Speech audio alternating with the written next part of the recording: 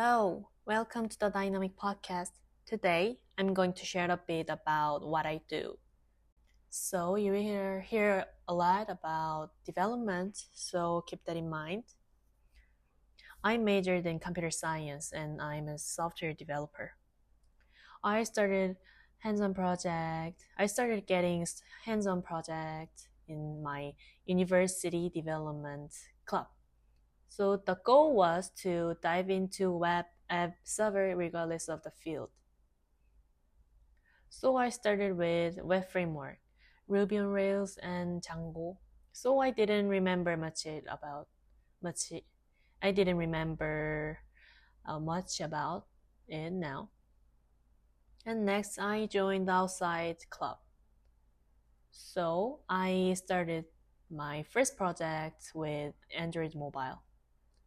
And it was my first time connecting API. It was really fascinating. And it it was also my first time using GitHub. At the time it was really difficult to use, but now it is very easy to use.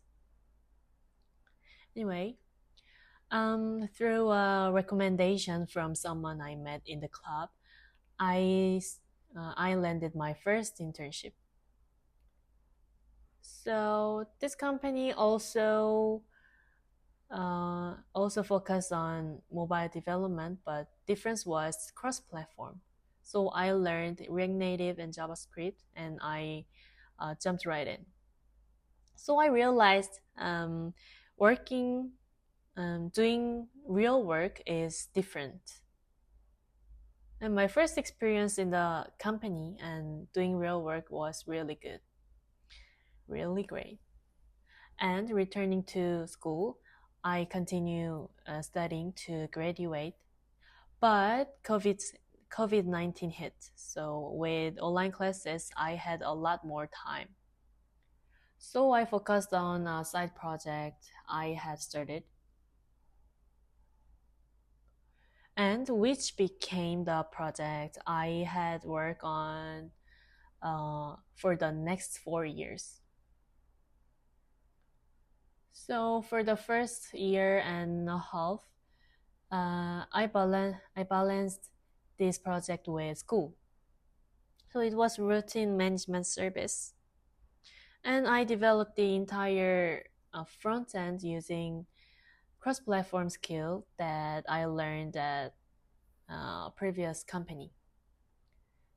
So cross-platform is efficient because it requires half work compared to native development. But I've heard that as service scales up, they tend to decide to switch back to native development. Anyway, initially it is great for saving effort. So I didn't notice time passing because I really enjoyed developing requirements. And a year and a half later, we established company and started recruiting and gaining a lot of experience with different people. Actually, I initially approached my role simply as a developer, just developing requirement, but operating real system involves much more.